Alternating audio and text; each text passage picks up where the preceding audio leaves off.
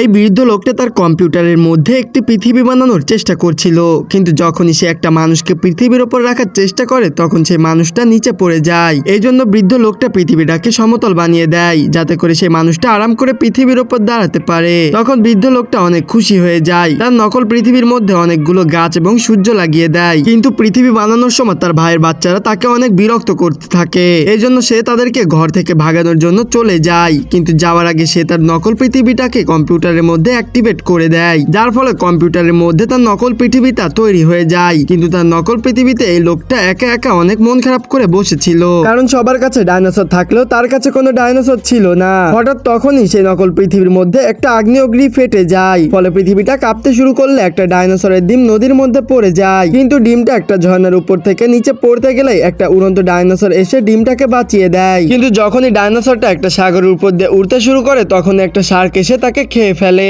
এরপর ডিমটা একটা গাছের সাথে ধাক্কা খেয়ে হাওয়ায় উড়তে উড়তে সেই লোকটার ঘরের মধ্যে চলে যায়, কিন্তু তার ঘরের মধ্যে পড়ায় সেই ডিমটা ফুটে একটা ডাইনোসরের বাচ্চা বের হয়ে আসে। তখন লোকটা সেই বাচ্চাটাকে দেখে অনেক খুশি হয়ে যায়। এরপর সে ডাইনোসরের গলায় একটা রশি বেঁধে তার ক্রাশকে দেখানোর জন্য নিয়ে যায়। তখন মেয়েটাও সেই ডাইনোসরটাকে দেখে অনেক খুশি হয়ে যায়। আপনার কি মনে হয় আমাদের পৃথিবীর গোল নাকি সমতল? যাওয়ার আগে কমেন্ট করতে ভুলবেন না।